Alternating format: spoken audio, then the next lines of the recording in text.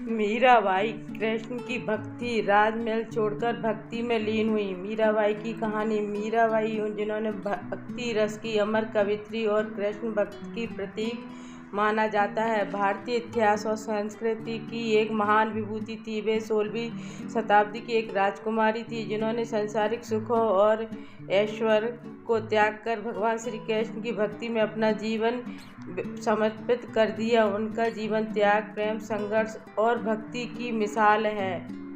प्रारंभिक जीवन। मीराबाई का जन्म राजस्थान के मेड़ता नगर, वर्तमान में नागौर जिले में 1498 ईस्वी के आसपास राठौड़ों के वंश के एक क्षत्रिय राजपूत घराने में हुआ था। उनके पिता रतन सिंह राठौर मेड़ता के राजा थे। मीरा बचपन से ही कृष्ण भक्त में लीन थी। ऐसा कहा जाता है कि जब वे केवल 5 वर्ष की थीं तब एक साधु उनके घर आए और उन्होंने एक सुंदर श्री कृष्ण की मूर्ति दी। मीरा ने उस मूर्ति को अपने जीवन साथी के रूप में स्वीकार कर लिया और बचपन से ही कृष्ण को पति मानकर पूजा करने लगीं।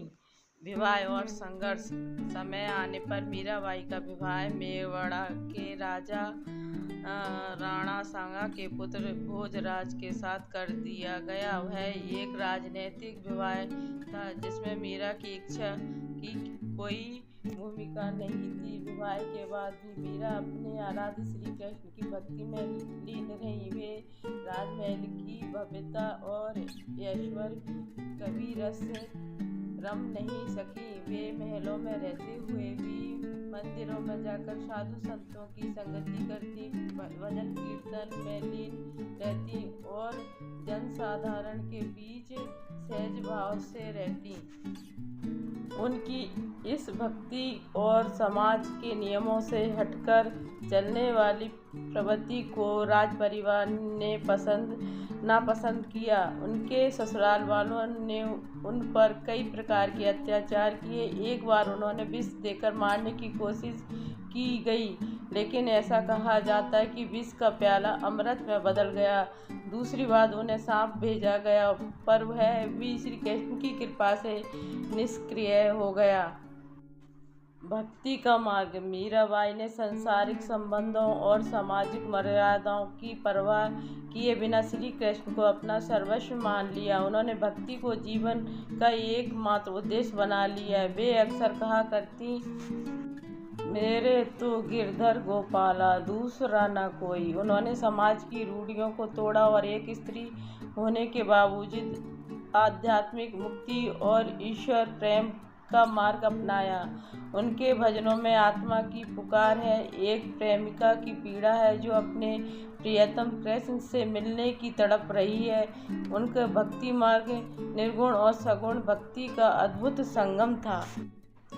मीराबाई की कविताएं और भजनों की विशेषताएं। मीराबाई के पदों और भजनों में प्रेम, विरह, समर्पण और आत्म त्याग की भावना भरी हुई है। उन्होंने अपनी कविताओं में कृष्ण को प्रेमी, पति, मित्र, आराध्य के रूप में देखा है। उनके भजनों की भाषा सरल और भावप्रवण होती है, जिसमें ब्रजभाषा, राजस्थानी और गुजराती का सुंदर मिश्रण होता है।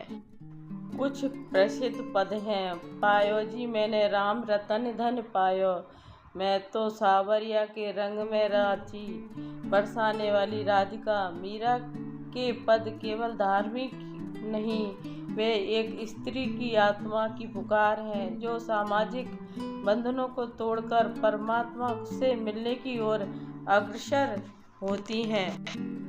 समाज से विरोध और तीर्थ यात्रा। मीराबाई के जीवन का यह अध्याय सबसे संघर्षपूर्ण था, जिसके उनके ससुराल वालों ने जब उन्हें पूरी तरह अस्वीकार कर दिया तब उन्होंने महल छोड़ दिया और तीर्थ यात्रा पर निकल पड़ी। वे वृंदावन, द्वारका, काशी, अयोध्या, बद्रीनाथ जैसे अनेक तीर्थों पर गईं। इन यात्राओं के दौरान उन्होंने संतों से मिलकर साधना की और कृष्ण भक्ति को लोगों तक पहुंचाया। कहा जाता है कि जब मीरा वृंदावन पहुंची तो वहां के एक प्रसिद्ध साधु ने उनसे मिलने से इनकार कर दिया क्योंकि वे स्त्रियों से मिलना वर्जित मानते थे। मीरा ने तब कहा, मैं तो केवल कृष्ण की दासी हूँ, मुझे यह नहीं पता कि मैं स्त्री हूँ या पुरुष। उनकी है आध्यात्मिक दृष्टि समाज के लिंग भेद को नकारने वाली थी। अंतकाल और विलय। अतः मीरा द्वारका पहुंची, जहां उन्होंने भगवान श्री कृष्ण के मंदिर में भक्ति करते हुए अपने अंतिम दिन बिताए। कहा जाता है कि 1547 ईस्वी के आसपास मीरा कृष्ण की मूर्ति में विलीन हो गईं।